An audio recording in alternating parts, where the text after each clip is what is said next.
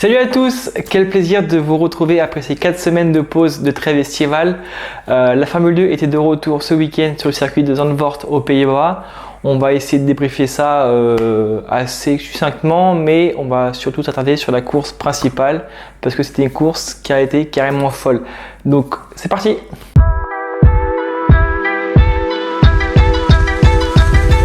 Avant de parler des qualifications, on va faire un petit retour sur ce Spa. On a eu Théo Pourchaire qui avait signé 2 podiums en Belgique et qui avait surtout repris la tête du championnat avec 12 points d'avance sur Frédéric Vesti. Donc c'est important de se rappeler de ces 12 points d'avance sur Fred Vesti. Commençons maintenant avec les qualifications qui ont eu lieu ce vendredi à Zandvoort. C'est des qualifications qui ont été extrêmement compliquées comme on pouvait s'y attendre sur ce circuit de Zandvoort. Sur les 30 minutes de qualification, on n'a eu que très peu de tours chrono. On va commencer par le début. On a eu un petit incident sur cette séance de qualification. On a tout le monde qui se suit à la queue leu pour lancer son tour de chrono. Et on a un Jacques Douane, alors je vais essayer d'être le plus neutre possible, qui essayait de doubler devant lui Victor Martins et devant lui Théo Pourchaire pour essayer de doubler tout le monde. Il a essayé de tout faire, il a essayé de faire les freins, les réaccélérations, il a tout fait pour doubler, il n'a pas réussi. Et dans le dernier virage, avant-dernier virage, pardon, il a réussi à doubler Victor Martins qui était juste devant lui. Et en arrivant dans le dernier virage, dans le banking, il a dû laisser passer Ralph Boschung qui lui était en tour chrono. Et en fait, quand Victor Martins était derrière, et ben on a profité pour prendre l'intérieur et doubler Jacques Douane. Et Jacques Douane, ça ne lui a pas plu. Il y a une touchette entre les deux. Alors je pense que c'est un peu de la faute des deux parce que voilà, c'est un peu glissé à l'extérieur et aussi à l'intérieur avec des pneus un petit peu plus froids que normal. Voilà. Et puis on a entendu un Jacques Douane se plaindre à la radio. Donc dites-moi en commentaire ce que vous avez pensé, si c'est la faute de Victor, si c'est la faute de Jacques Douane ou si c'est du 50-50. Voilà. Dites-moi ce que vous en avez pensé. Moi, je me suis exprimé dessus sur Twitter et je ne regrette pas ce que j'ai dit. Je vous laisserai aller voir si vous avez le temps, mais voilà.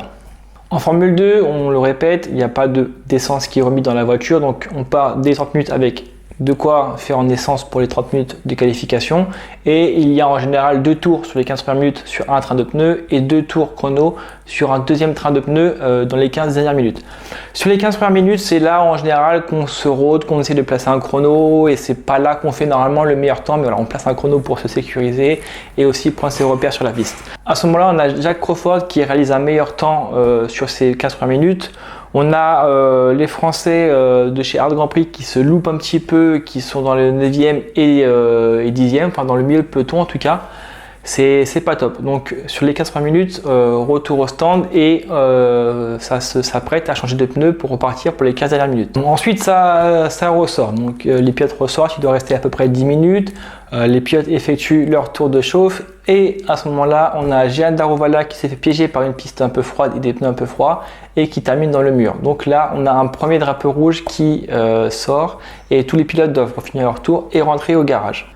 Ensuite, les pilotes ressortent une deuxième fois et à ce moment-là, c'est Juan Manuel Correa sur Stavar qui, après avoir fait le meilleur tour dans le premier secteur, se loupe et lui aussi termine son tour chrono dans les graviers. Et là, du coup, deuxième drapeau rouge. Tous les pilotes finissent leur tour en rentrant dans les stands. Les pilotes ressortent pour faire, du coup, il reste un peu moins de 4 minutes, donc normalement un tour chrono. À ce moment-là, tous les pilotes commencent à attaquer, donc un tour de chauffe, un tour chrono, et à ce moment-là, on a la Trident de Clément Novala qui se loupe dans le premier banking et qui vient taper le mur et casse son aileron sur le mur et met un peu de débris et son aileron sur la piste. Donc là, pas le choix. Troisième drapeau rouge et du coup aucun pilote n'a pu faire de tour chrono sur ces 15 minutes à part un Zen Maloney qui profite pour se classer dans les avant-postes de cette séance de qualification. Donc on a Jack Crawford qui réalise la pole devant Denis Heuger et devant Fred Vesti, un Maloney du coup 4e qui s'en sort plutôt bien parce qu'il était dans les 20e à ce moment-là. Malheureusement, ça n'a pas pu faire de tour chrono sérieux pour 3 Français, Victor Martins, Isaac Adjar, Théo Pourchaire qui sont 8e, 9e et 10e. Donc ce qui donne nos 3 Français, Théo Pourchaire, Isaac Adjar et Victor Martins sur les 3 premières places pour la course sprint.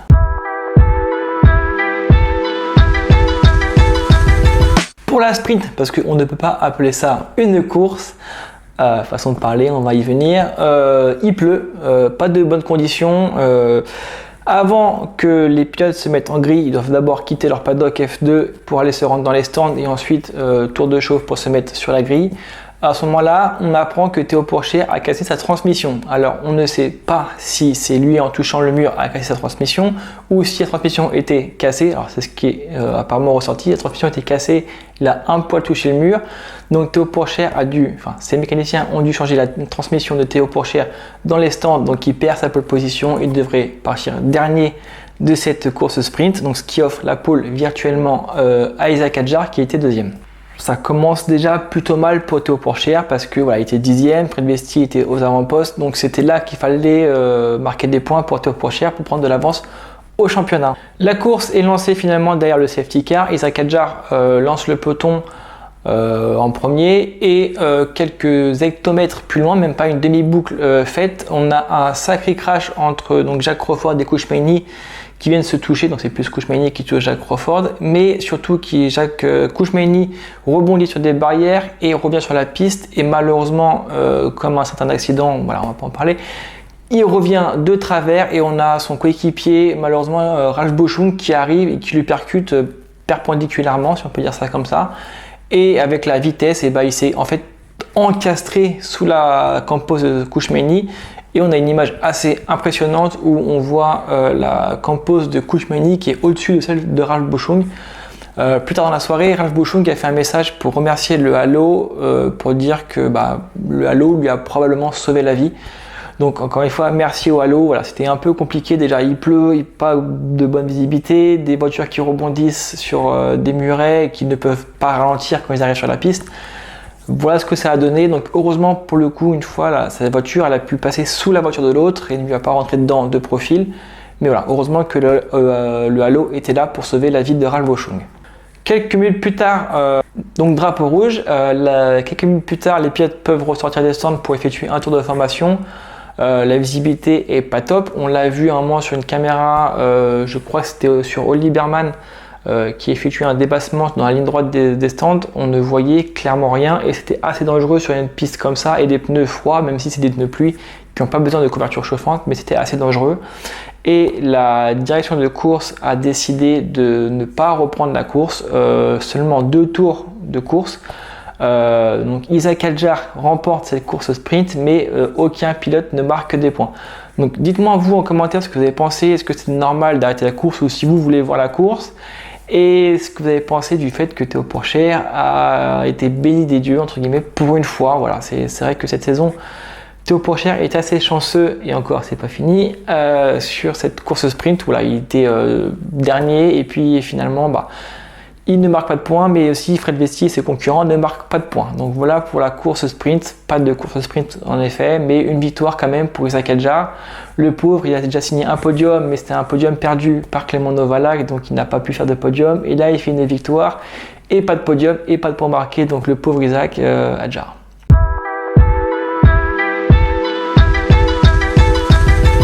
Pour la course principale, alors c'était l'une des plus grandes courses de cette saison. Alors je vais pas dire une belle course parce qu'il y a quand même des choses qui sont passées qui sont pas top, en étant neutre et ne parlant pas des Français. La course commence sur une piste sèche, donc les pilotes en pneus slick, certains en pneus pluie, mais bon là, la piste est assez froide quand même. C'est la course lancée par donc un départ lancé et même pas avant que ça commence, dans le dernier virage du banking, on a déjà un Jacques Doohan en pleine réaccélération des pneus froids qui perd le contrôle de sa Virtuosi et qui vient de taper le mur. Donc déjà premier abandon pour lui. Et quelques mètres plus loin au premier virage, on a déjà un Fred Vesti qui prend la corne sur le petit premier banking. Malheureusement à l'intérieur c'est un peu humide, des pneus secs et en plus pas très chauds. Malheureusement ça ne passe pas avec une Formule 2, donc il part en tête à queue et attend que tout le monde passe. Au même moment on voit son coéquipier qui s'est fait rentrer par Juan Manuel Correa, donc qui perd sa voiture, qui passe par les graviers. On a aussi Victor Martins qui évite l'accident et qui passe par les graviers. Donc un premier tour même pas un peu chaotique, on ne sait pas où donner de la tête parce qu'on voit les deux prémas dehors, on voit une voiture aux couleurs de l'Alpine dans le gravier, une autre qui est dans le mur, on ne sait pas qui est qui. Alors sur les premiers instants, mais voilà. Voilà ce que ça donne pour le premier tour. Du coup la safety car fait son apparition. Ensuite, on a à la relance, on apprend que Correa va prendre 10 secondes de pénalité pour son accident sur Oliver Baumann. À ce moment-là, on a un Yumu Iwasa qui lui aussi n'a pas été très fut-fut, voilà, où Dams ne l'a pas prévenu. Il essaie de faire des freins sur Kouchmeini. Déjà, faire des freins sur des pneus froids et cette température, c'est un peu compliqué. Et il passe par l'intérieur du premier virage, donc à la corde, sauf que comme Fred Vesti, ça passe pas, ça freine pas, donc il fait tout droit et vient taper et casser l'aileron de Kouchmeini. Il prendra aussi lui 10 secondes de pénalité pour avoir gâché la course de Kouchmeini. Ensuite, les tours s'enchaînent, plutôt bon rythme, donc Correa qui était 4ème prend 10 secondes de pénalité, on a un Isaac Hadjar qui est 5ème, Théo Pourchaire 6ème, donc ça c'est une très bonne nouvelle pour nos deux Français, sachant que voilà, pour Théo Pourchaire, si on parle un peu plus côté fan ou côté français, on a un Fred Vesti qui est dans le fond du peloton et un Théo Pourchaire qui est devant, voilà, c'est tout bénef pour le français et on se dit enfin la chance tourne. Ensuite, c'est les arrêts au stand. On a Isaac Hadjar et Théo Pourchaire qui s'arrêtent en même temps. Et on a Théo Pourchaire qui touche un poil la high-tech de Hadjar devant lui. Et encore une fois, Art Grand Prix effectue un excellent arrêt au stand et repasse devant Isaac Hadjar même très facilement aux arrêts au stand. Donc on se dit ça semble très bon pour Théo. C'est probablement un podium qui pourrait se dessiner pour lui. Malheureusement, quelques mètres plus loin, Théo Pourchaire se loupe, voilà, une erreur, comme rarement, mais une erreur qui est faite par Théo Pourchaire. Il vient, je sais, c'est pas forcément à cause de la ligne blanche, mais c'est un bout d'humidité, voilà, c'est pas de chance aussi, et il vient perdre sa harte et va finir dans le mur et limite pourrait se blesser. Donc on attend un peu plus de nouvelles, un peu plus sérieuses.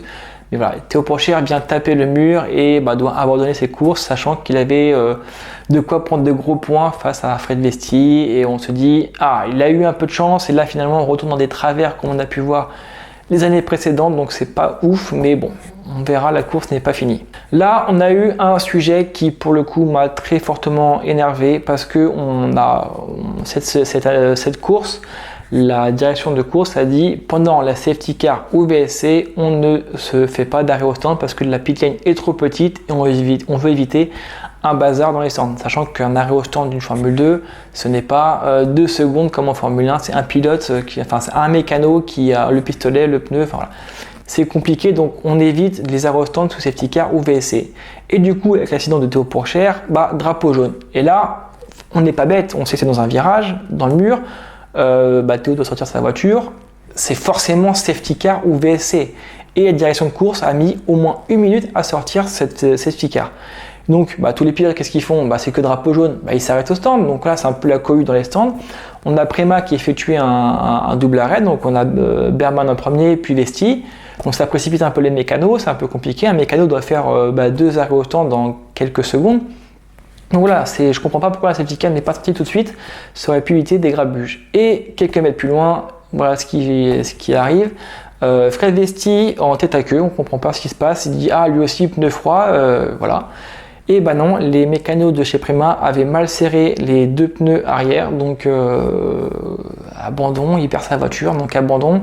Je pense que ça va faire très mal pour Prema, même si c'est la faute de la direction de course, je pense que Prema n'est pas forcément en tort.